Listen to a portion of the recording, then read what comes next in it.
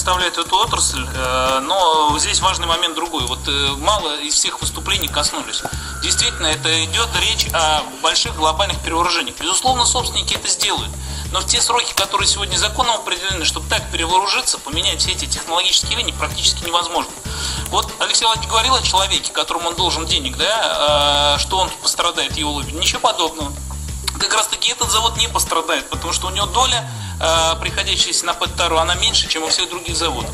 Вопрос другой, что действительно должно быть дано время, либо, возможно, меры поддержки выработаны, и законодатели на федеральном уровне должны посмотреть, потому что в одночасье, когда мы говорим, сегодня машины ездят на 4 колесах, давайте делать их на 2 колесах.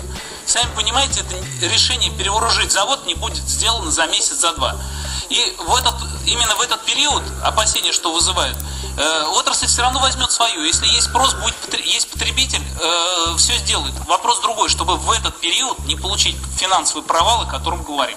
Вот пусть это пройдет так, чтобы не пришлось из бюджета вкладывать денег на поддержку этого предприятия. Пусть собственник за свой счет это делает, но, соответственно, сроки там какие-то будут применены и так далее.